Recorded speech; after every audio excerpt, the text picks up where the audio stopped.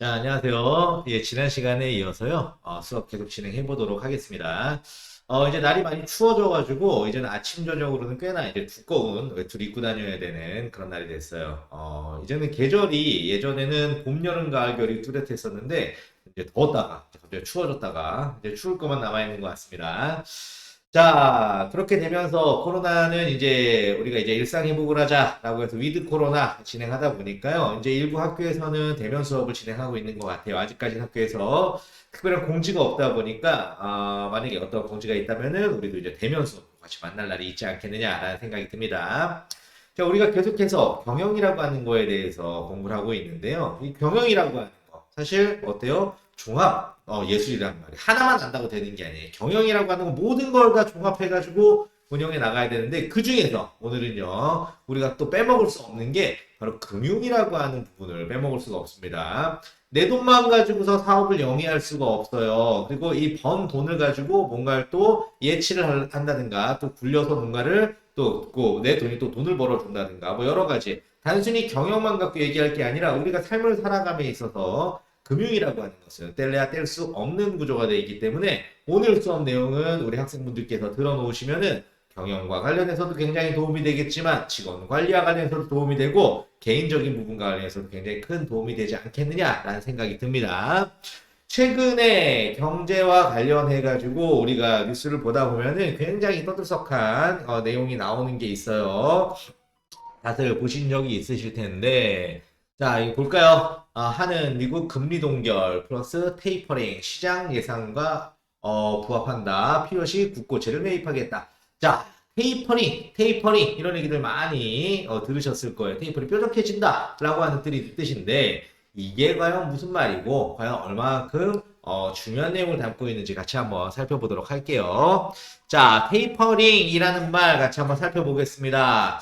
자, 한경 경제용어사전을 보니까 테이퍼링, 연방준비제도 페드가 양적 완화 정책의 규모를 점진적으로 축소해 나가는 것 출구 전략의 일종이다 라고 얘기가 나와 있어요. 연방준비제도 페드 뭐예요? 우리나라로 봤을 때는 한국은행이라고 생각하시면 됩니다. 얘네가 한국은행에서 뭘 만들어낸 가장 크게 한국은행이 하는 게 뭐예요? 네, 돈 찍어내는 거잖아요. 이 연방준비제도에서도 뭐 하는 거예요? 돈 찍어내는 거예요. 미국 돈이 뭐예요? 달러 찍어내는 나라가 내가 바로 연방준비제도다라고 생각하시면 됩니다. 그래서 양적 완화 정책, 양적 완화 말 그대로 뭔가에 대한 양을 늘렸다라고 하는 건데 요거 좀 이따가 다시 한번 살펴볼 거예요. 규모를 점진적으로 점차적으로 축소해 나가는 것 출구 전략의 일종이다. 출구 엑시트 한다는 거죠. 어떤 상황이 있어 이걸 끊고 나가려고 하는 전략의 일종이다. 다시 설명할 때 이해가 되실 겁니다. 테이퍼링은 점점 가늘어지다, 끝이 뾰족해지다 라는 뜻으로 2013년 5월 당시 벤 버냉키 미 중앙은행 의장이 언급하면서 유명한 말이 됐다. 테이퍼링은 버냉키 의장이 사용한 것으로 같은 긴축이면서도 금리 인상을 의미하는 타이트닝과 달리 양적 완화 정책 속에서 자산 매입 규모를 줄여나가는 방식으로 해석된다. 좀 이따가 다시 읽어줄게요. 테이퍼링이 본격적으로 시행되면 투자자들은 금리 인상을 예상해 자산을 매각하게 되고 신흥국에서 달러 자금은 빠져나가 일부 국가의 경우 외환위기를 당할 가능성이 있는 것으로 분석된다. 이 때문에 시장에서는 중앙은행이죠. 페드에서 언제 테이퍼링을 실시할지를 매우 예민하게 주시하며 증시는 테이퍼링 이야기만 나와도 공포심리에 휩싸이게 됩니다. 2013년 페드 연준 의장이 2008년에서 2009년 미국 금융위기 때문에 시행했던 양적 완화 정책에 대해 테이퍼링을 언급한 후 시장은 폭락하며 순식간에 휩싸였다. 이렇게 테이퍼링에 대해 발작적으로 반응하는 현상을 테이퍼링 텐드럼이라 즉 긴축 발작이라고 한다. 와, 뭔가 어려운 말들이 뭐 잔뜩 써 있어요. 근데 얘기를 들어보니까 이 중에서 또 무슨 말이 나와요? 우리가 또 그 눈에 띄는 얘기가 양적 완화라고 하는 말이 나온단 말이에요. 이번에 그럼 양적 완화는 또 무슨 말인지 같이 한번 살펴볼게요. 양적 완화 이번에는 시사상식 사전을 한번 봤어요. 자, 요약을 하면 금리 인하에 좀 확대해서 볼까요? 네. 금리 인하를 통한 경기 부양 효과가 한계에 봉착했을 때 중앙은행이 국채 매입 등을 통해 유동성을 시장에 직접 공급함으로써 신용 경색을 해소하고 경기를 부양시키는 통화 정책을 말한다. 자, 중앙은행이 금융시장의 신용 경색 해소와 경기 부양을 위해 정부의 국채나 여타 다양한 금융자산의 매입을 통해 시장에 직접 유동성을 공급하는 정책을 말한다. 양적 완화는 정책 금리가 0에 가까운 초저금리 상태에서 더 이상 금리를 내릴 수도 없고 재정도 부실할 때 경기 부양을 위해 사용된다. 이는 중앙은행이 기준금리를 조절하여 간접적으로 유동성을 조절하던 기존 방식과 달리 보다 직접적인 방식으로 시장의 통화량 자체를 늘리는 통화정책이다. 한 나라의 양적 완화는 다른 나라의 경제에도 영향을 미칠 수 있다. 예를 들어 미국에서 양적 완화가 시행되어 달러 통화량이 증가하면 달러의 가치는 하락하게 돼 미국 상품의 수출 경쟁력이 커지게 된다. 또한 원자재 가격이 상승하여 물가는 상승하고 달러 가치와 반대로 원화의 가치는 상승한다. 자, 이게 뭔 말이에요? 자, 지금부터 한번 알아보도록 하겠습니다. 자, 우리 오늘은 금융이라고 하는 걸 배운다라고 했는데요. 금융, 돈이란 말이에요. 돈. 그리고 돈의 가치라고 하는 거를 우리는 금리라는 표현을 쓰게 됩니다. 먼저 금리라고 하는 것을 이해해야지 양적 완화를 이해하고 그리고 테이퍼링을 이해하게 되고 전반적인 흐름을 이해할 수가 있는데 우리가 먼저 금리라고 하는 거 생각해 보자고요. 금리 우리가 어디서 들을 수 있었어요? 은행에다가 돈을 맡기면 몇 프로의 금리를 준대, 이자를 준대. 은행에서 내가 돈을 빌리면 몇 퍼센트의 대출 금리를 내야 되는데 이때 금리 들어봤잖아요. 돈의 가치라고, 돈의 가치. 1억 원이라고 하는 돈을 은행에다가 예탁을 했어요. 그러면은 그 돈의 가치만큼 나한테 이자를 주는 거예요. 1억 원이라고 하는 돈을 내가 은행에서 빌렸어. 그럼 그 돈의 가치만큼 나는 은행에다가 이자를 내야 되는 거지. 근데 이 돈의 가치가 올라가면은 금리가 올라갔기 때문에 받는 돈도 많아지고 내는 돈도 많아져야 되는 거고 돈의 가치가 떨어지면은 돈의 가치가 떨어지면 금리가 내려가는 거예요. 그럼 돈을 내가 예탁을 하더라도 이자를 조금 줄 거고 돈을 빌리더라도 이자를 조금만 내도 되는 그 가치란 말이에요. 자, 그렇다면 이 금리가 올라가고 내려가는 거에 따라서 어떤 현상이 벌어지는지 지금부터 한번 살펴보자고요. 만약에 금리가 내려간다라고 가정을 한번 해볼게요. 근데 이 금리가 내려가는 걸 찔끔찔끔 0.25, 0.5 이거 말고 빡 느껴지게 10% 정도 되는 은행 대출 금리가 있었는데 이게 1%로 내려갔다고 가정을 해볼게요. 10분의 1로 내려가 버렸단 말이에요. 자, 먼저 첫 번째 현상. 금리가 높았었는데 금리가 내려갔습니다. 요거예요. 이로 인해서 발생하는 게 뭐가 발생을 하느냐? 그러면 기업의 입장으로 봤을 때 돈 빌리기가 쉬워진 거야, 어려워진 거예요? 쉬워진 거지. 금리가 내려갔잖아요. 그럼 내가 은행 가서 돈을 빌렸을 때 이자 부담이 줄어들잖아요. 그럼 내가 은행 가서 돈 빌리기가 쉽죠. 그럼 사업을 하는 내 입장에서는 은행 가서 돈을 빌려가지고 새로운 사업에 투자를 할 거 아니에요. 투자를 하다 보니까 어때? 시설도 늘려야지, 직원도 뽑아야지 라고 하다 보니까 어때? 고용이 많이 늘어나게 되는 거잖아요. 사람들이 그러니까 직원들이 막 늘어나. 그러면서 돈들을 막 많이 번단 말이에요. 그러니까 시중에 돈들이 많이 깔려요. 왜? 그 기업하는 사람들이 돈을 돈이 쉬우니까 싸니까 빌려가지고 투자도 많이 하고 직원도 많이 뽑고 하다 보니까 이러니까 어떻게 돼요? 경기가 살아난다. 자연스럽게 막 경기가 살아나는데 돈들이 자꾸 불어주니까 여기서 또 안 좋은 게 뭐가 되는 거예요? 이러다 보니까 물가가 막 상승을 해요. 물가가 상승을 해. 하다 보니까 이거 안 되겠네. 물가가 너무 높게 상승하니까 이걸 인플레이션이라고 합니다. 물가 상승하는 거를. 자, 요거 안 되겠다 싶어가지고 이번엔 뭐를 하는 거예요? 금리를 그럼 다시 올려. 나라에서 정책을 했단 말이에요. 근데 찔끔찔끔 올리는 게 아니라 아까 거 거꾸로 한번 가보자고. 한 1% 정도 되던 금리를요. 10%로 빡 올려버렸어요. 그럼 무슨 일이 벌어져요? 금리가 올라갔어요. 돈의 가치가 올라갔습니다. 내가 은행에다 돈을 맡겨도 이자를 많이 주겠지만 거꾸로 내가 은행에서 돈을 빌리면은 이자를 많이 내야 된단 말이야. 아까 근데 기업하는 사람들이 어땠어요? 돈이 쉬우니까 대출 많이 받아가지고 사업 쫙 확장해 나갔었는데 금리가 갑자기 올라가면 이거 이자 내는데도 빡빡하단 말이에요. 그럼 어떻게 하겠어? 돈을 갚아야 돼.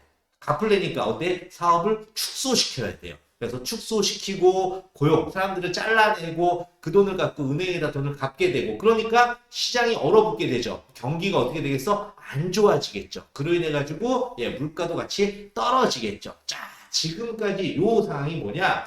나라의 정부에서 중앙은행을 통해 가지고 뭐를 하냐? 경기를 물가를 조절하는 방법, 이거 간접 조정이라고 하는데요. 이런 방식, 금리가 올라가고 금리가 내려가고 요거를 가지고서 전체적인 경기를 부양시켰다가 조금 다운시켰다가 물가 조절하는 방식인데 문제는 뭐냐? 어떤 일이 발생을 해버렸어요?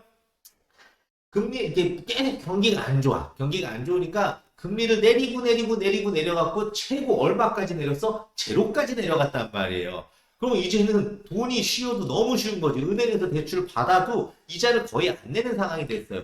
그랬음에도 불구하고 경기가 안 좋단 말이에요. 이랬을 때에 나라에서, 정부에서, 중앙은행에서 선택할 수 있는 방법이 바로 무엇이냐? 바로 이 양적 완화라고 하는 거예요. 양적 완화라고 하는 건 뭐예요? 내가 이 시장에 돈을 많이 뿌리고 싶은데 금리를 낮췄단 말이에요. 근데 금리 낮추면 사람들이, 기업들이 돈을 빌려가가지고 거기다가 막 직원들도 고용하고 시장에 돈이 많이 뿌려지고 경기가 올라가야 되는데 금리를 최고 수준인 제로까지 낮췄는데도 불구하고 시장에 돈이 없어. 경기가 계속 안 좋아. 이랬을 때 어떻게 보면 반칙 아닌 반칙을 쓰는 거예요. 원래는 금리를 낮춰서 기업들로 인해 가지고 대출을 받아서 시중에 돈이 뿌려져야 되는 게 정상적인 상황인데 그게 안 되는 거지. 이제 끝까지 갔는데도 이게 안 되니까. 그러니까 어떻게 하는 거예요? 금리는 바닥까지 내렸으니 이제는 정부에서, 그냥 중앙은행에서 달러 찍어가지고 그냥 돈 찍어서 시중에다 그냥 배포하겠다. 요것이 바로 양적 완화라고 하는 겁니다. 2007년에서 2009년 금융위기를 맞아가지고 미국의 경기가 너무 안 좋아졌어. 그러다 보니까 금리를 많이 낮췄음에도 불구하고 이게 경기 부양이 안 돼 버리니까 어떻게 하겠다? 양적 완화를 하겠다. 달러 찍어가지고요. 시중에 뿌리는 거야. 그런다고 해서 실제 옥상에 갖고 돈을 막 뿌리는 게 아니라 시중에 나와 있는 국채를 매입하는 겁니다. 그럼 국채를 매입한다는 게 뭐예요? 나라에서 돈을 빌리는 걸 국채라고 하거든요.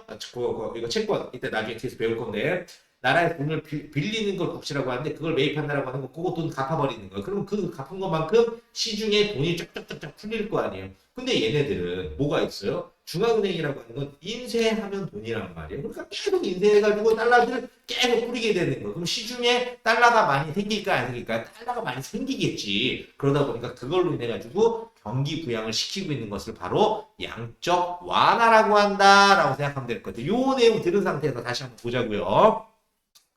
금리 인하를 통한 경기 부양 효과가 한계에 봉착했을 때 중앙은행이 국채 매입 등을 통해, 이해가 되죠 이제? 유동성을 시중에 직접 공급함으로써 신용 경색을 해소하고 경기를 부양시키는 통화 정책을 말한다. 중앙은행이 금융시장의 신용 경색 해소와 경기 부양을 위해 정부의 국채나 여타 다양한 금융자산의 매입을 통해 내가 돈 주고 사는 거야. 그러니까 시장에 직접 유동성을 공급하는 정책을 말합니다. 양적 완화는 정책금리가 0에 가까운 초저금리 상태에서 더 이상 금리를 내릴 수도 없고 재정도 부실할 때 경기 부양을 위해 사용됩니다. 이는 중앙은행이 기준금리를 조정하여 간접적으로 유동성을 조절하던 기존 방식과 달리 보다 직접적인 방법으로 시장의 통화량 자체를 늘리는 통화정책입니다. 아까 제가 좀 전에 설명하네. 이제 설명 듣고 보니까 무슨 말인지 이해가 되죠? 한 나라의 양적 완화는 다른 나라의 경제에도 영향을 미칠 수 있습니다. 예를 들어 미국의 양적 완화가 시행되어 달러랑 통화가 증가하면 달러의 가치는 하락하게 돼 미국 상품 수출 경쟁력이 커지게 된다. 요 내용은 또 무슨 말이냐? 약간 디테일하게 들어가면 복잡할 수도 있겠지. 우리 수업 시간에 배웠던 내용이기도 하단 말이에요. 달러를 많이 풀었단 말이에요, 미국에서. 그러니까 달러의 가치가 떨어지겠죠. 달러의 가치가 떨어지겠지. 원 달러 환율의 가치에서 하나의 우리나라의 원화와 달러화 비교를, 이게 이 가치를 환율이라고 한단 말이에요. 그 달러가 많아졌어. 그러니까 당연히 가격이 내려가겠죠. 그러다 보니까 미국에서 만든 상품들은 뭘로 책정돼 있어? 가격이 달러로 책정돼 있는데 우리나라 돈의 가치가 거꾸로 올라갔잖아. 달러의 가치가 떨어지니까. 그러니까 우리나라에서 직구를 하게 되면, 우리나라에서 뭔가를 수입을 하게 되면 싸게 살 수가 있잖아요. 그러다 보니까 많이 팔리는 거야. 그러니까 수출업자들은 좋죠. 왜? 본인들은 달러를 버는데, 그 금액 그대로 버는데 많이 팔리니까. 거꾸로 수입업자들은 힘들겠죠? 왜? 내가 원자재를 구입함에 있어서 달러의 가치가 떨어졌는데 비싸게 사와야 되니까.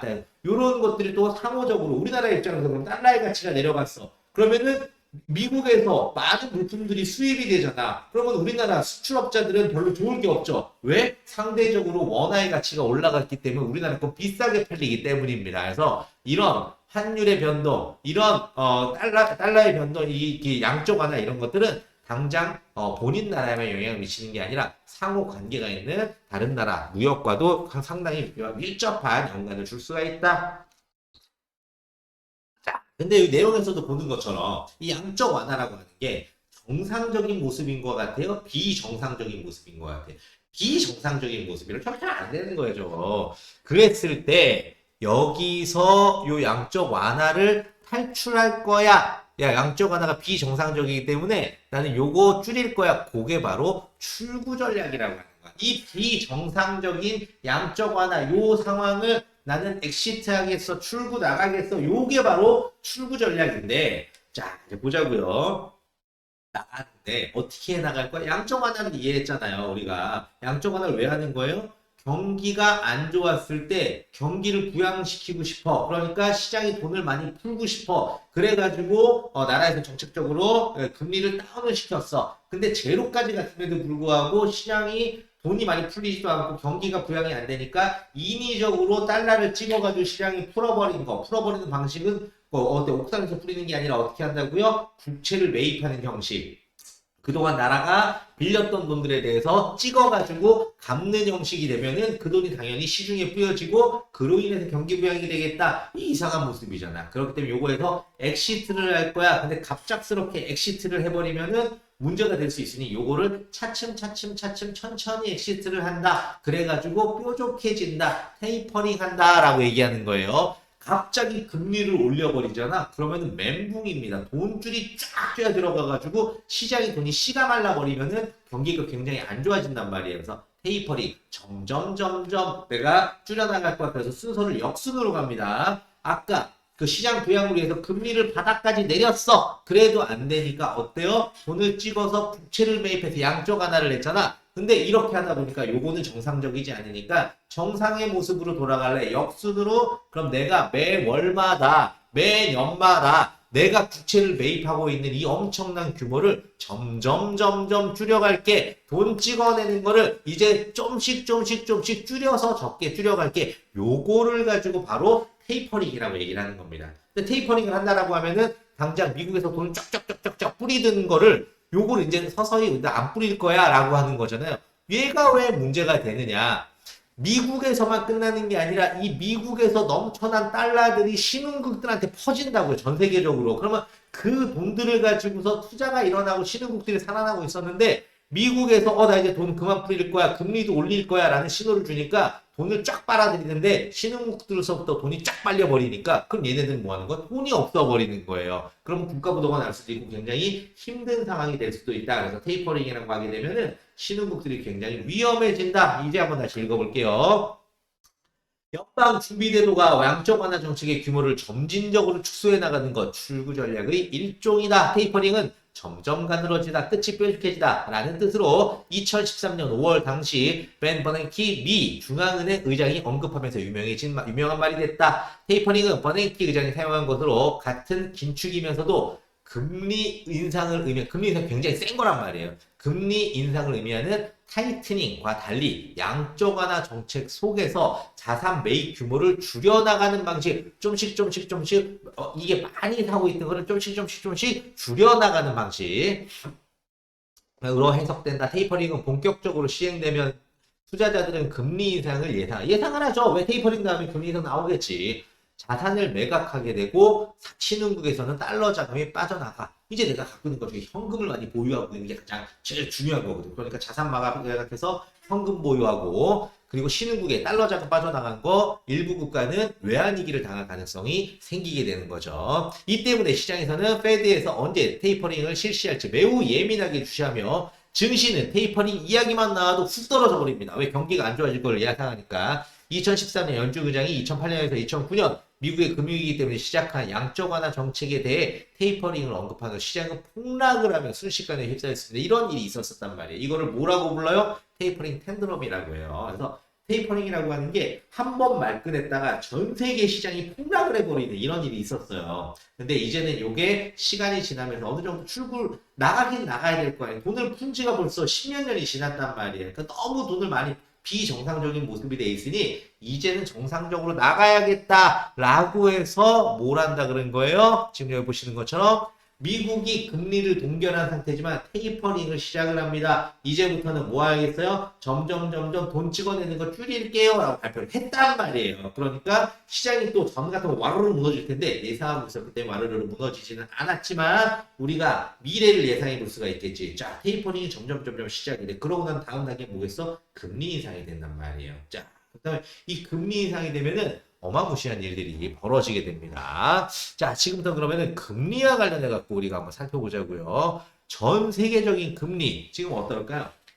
금리 돈의 가치인데 이 금리라고 하는 거는요, 성장과 비슷하게 가져가요. 이제 고성장 시기에는 돈을 받으면 고성장이니까 내가 받아가지고 돈을 빌려가지고 투자만 하더라도 돈을 훨씬 더 많이 벌 수 있으니까 이자가 무섭지가 않아요. 그러니까 돈 고성장 시기에는 금리가 높더라도 내가 빌려서 투자해서 돈 벌어서 갚아버리면 되거든. 그런데 이게 저성장 시기가 되잖아요. 성장할 만큼 다 성장해서 더 이상 성장할 게 없는 시장이 되면 돈 빌려갖고 투자해봤자 이자도 못 내는 상황이 되니까 이게 빌리기가 쉽지가 않단 말이에요. 이렇게 되면은 저성장 시기가 되면 마땅히 이 금리도 같이 내려가서 저금리 시대가 되더라. 자, 우리나라의 모습을 한번 볼까요? 우리나라 한강의 기적이라고 들어본 적이 있으세요? 한강의 기적이 뭐냐?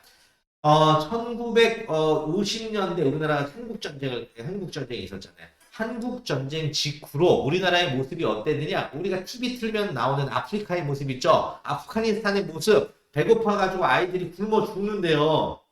먹을 게 없어, 식수가 없어가지고 제대로 된 식수를 먹을 수가 없대요. 의료진이 제대로 치료를 못 받는데, 야, 보면 되게 안타깝고 도와주고는 싶지만, 야, 저건 저 깨진 독이 물 붓기 저거 되겠나? 이런 싶은 생각이 사실 들잖아요. 근데 이 모습이 바로 우리의 모습이었단 말이에요. 한국 전쟁 직후로 전 세계에서 가장 못 사는 나라 바로 대한민국이었습니다. 메가더 장군이요. 인천 상륙작전을 통해 가지고 그 다음에 여기를 끊어버린 다음에 이 아래에서 다시 위로 올라가서 또 다시 위에서 중공군이 개입하면서 우리가 이제 그 휴전선을 설정을 하게 되고 전쟁을 쉬게 되면서 인천항을 떠나면서 뭐라고 얘기했느냐. 메가더 장군이 사실은 이제 영웅이란 말이에요. 우리나라 입장으로 봤을 때는 한국전쟁이 거의 다 끝나가지고 부산까지 가서 낙동강까지 갔는데 중간에 인천 아무도 예상 못한 인천으로 상륙해서 중간에 공급선 끊어버린 다음에 아래 치고 올라와가지고 위에까지 가서 거의 북까지 가서 끝내버리는데 중공군이 개입하면서 다시 이제 이렇게 됐는데 여튼간에 그 얘기들은 더 길어질 테고 그로 인해 가지고 어때요? 메가더 장군이 이 한국 전쟁을 종료를 시키면서 한국 인천항을 떠나면서 한반도를 바라보면서 한마디를 했어요. 뭐라고요? 이 한반도 이 땅에 다시 꽃이 핀다면 그것은 기적이다라고 그러고 왔어요. 왜냐?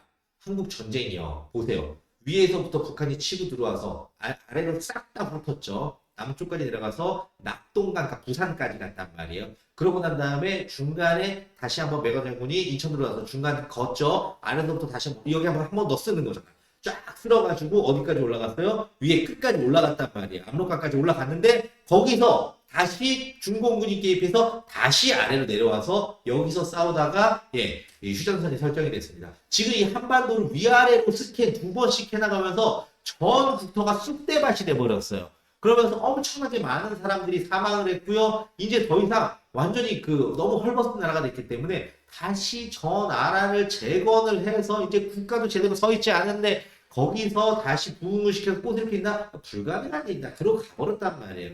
그런데 이랬던 세계 가장 못 사는 나라 대한민국이요. 불과 한 세대 만에, 불과 40년 만에 세계 11대 경제대국으로 성장을 합니다. 말도 안 되는 일이에요. 제일 못 사는 나라였던 한국전쟁 직후로 40년이 뭐야 30년 만에 해버린 거예요. 그랬었는데 우리가 잘 살아보자고 새마을운동하고 뭐 여러 가지들 막 우리 부모 세대들이 굉장히 많이 고생을 했죠. 해가지고 어때요? 1988년도에 서울올림픽을 했단 말이에요. 근데 사람들 전 세계에 있는 사람 생각했을 때 서울, 코리아, 사우스코리아 전쟁하는 나라 이렇게 생각하고 있는데 와 봤는데 어때? 빌딩들이 다 지어져 있고 뭐 여기서 너무나도 멋지게 올림픽을 해버리니까 야 이 대단한 나라인데 그러면서 나온 게 뭐예요? 한강의 기적이다. 이건 기적이다. 기적의 뜻이 뭡니까? 불가능한 것을 하는 것. 우리 민족이 어떤 민족이에요? 불가능한 것을 해버린 민족이란 말인데 어디서부터 이런 얘기가 나온 거예요? 여튼 그래가지고 우리가 한강의 기적으로 고성장 시기로 엄청나게 성장을 했죠. 그래서 그 당시에는 금리도 되게 높았고요. 혹시 우리 학생들이 응답하라 뭐 1988, 19 뭐 이런 것들 보셨는지 모르겠어요. 그 당시 그 드라마를 보면은 은행원이 그 배우가 나와가지고 이렇게 얘기를 합니다. 돈 있으면 은행에 좀 갖다 넣자고. 물론 금리가 얼마 안 되지만 25%밖에 안 주지만 그래도 갖다 놓으면은 안정적으로 갈 수도 있다. 25%인데 얼마 안 된다라고 얘기한단 말이에요. 그 당시에는 굉장한 고성장 시기였기 때문에 은행이 금리도 굉장히 높았어요. 물론 대출 금리도 높았겠지. 자, 이 금리를 결정하는 구조가 어떻게 되어 있느냐? 기본적으로 아까 우리가 배웠던 것처럼 국가의 나라의 은행인 국가의 기준 국가 은행에서 먼저 금리를 결정을 합니다. 그래서 이 구조를 좀 알아야 돼요.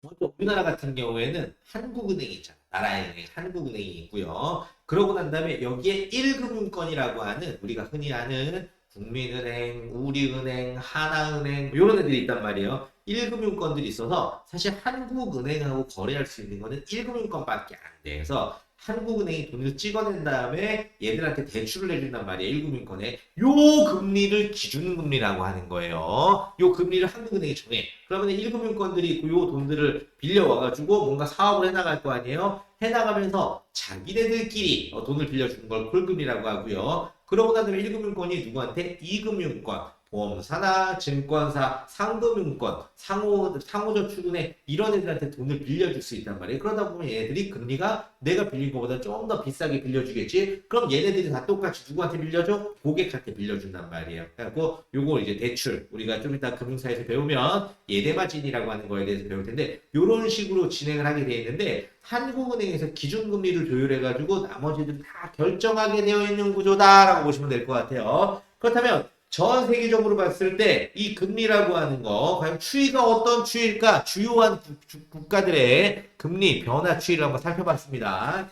지난 40년 동안 1980년부터 2020년까지 주요한 국가 미국, 영국, 프랑스, 독일, 일본, 대한민국의 금리 추이가 어떻게 변해 왔는지를 IMF의 자료를 통해 가지고 보니까 보시는 바와 같이 어떻게 되고 있어요? 저 높았던 게 점점 낮아져 가지고요. 어때? 우하향하고 있다라고 하는 거 눈에 보이시죠? 그래가지고 귀결되고 있잖아요. 어디로 귀결되고 있어요? 이 제로 금리로 귀결되고 있더라. 자, 이 중에서도 제일 높았던 게 우리나라잖아요. 높았었어. IMF 때문에 높았었어요. 쭉 높다가 뚝 떨어져가지고 내려가게 되는 거죠. 금리가 굉장히 높게 유지가 되다가 갑작스럽게 떨어져가지고 어디에요? 지금은 제로 금리까지 가고 있다. 이러다 보니까 굉장히 저금리 현상이 심각합니다. 우리가 이 금리를 보면서 어쩔 수 없이 미국을 따라갈 수밖에 없습니다. 그게 무슨 말이냐? 자, 내용을 보니 대한민국과 미국의 기준금리 그래프입니다. 빨간색이 미국이에요. 2000년도 쭉 올라갔다 뚝 떨어졌다 다시 올라갔다가 떨어져서 유지가 되다가 어때요? 올라갔다가 다시 지금 뚝 떨어지는 전체적인 큰 그림 이게 그 등락을 반복하지만 큰 그림으로 봤을 때는 어때요? 우하향하고 있는 모습이 보이시죠?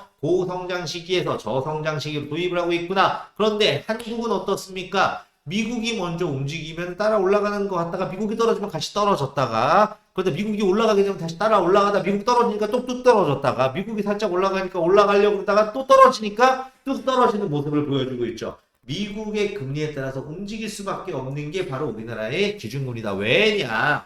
여러 가지 요인이 있지만 아주 간단한 거를 가지고서 설명을 드리면 만약에 지금대로 우리나라의 금리가 한 3% 정도 기준금리 3% 정도 된다라고 생각을 한번 해볼게요. 그런데 미국은 쭉쭉쭉쭉 떨어져가지고 제로 금리까지 떨어졌어요. 그런데 미국에서 사업을 하는 마이콜이라고 하는 사람이 있어. 근데 마이콜은 신용도 되게 좋고 자산도 많아. 그러다 보니까 은행에서 대출을 잘 받을 수가 있단 말이에요. 근데 은행에서 대출을 받는데 금리가 몇 %야? 제로 금리예요. 0.5%만 내고 내가 이자를 내고 돈을 빌릴 수가 있단 말이에요. 갖고 왔어. 그래가지고 한국에다가 은행에다 예금을 넣으니까 어때? 한국은 기준금리가 3%인 거고 은행 예금금리가 3.5%예요. 그러다 보니까 내가 대출받은 거는 0.5% 대출받아서 한국 와가지고 은행에다 넣으니까 3.5%의 이자를 주네? 그럼 나는 그냥 내 돈도 아닌 돈 빌려서 한국에다 집어넣어가지고 매 연마다 3%의 수익을 보내?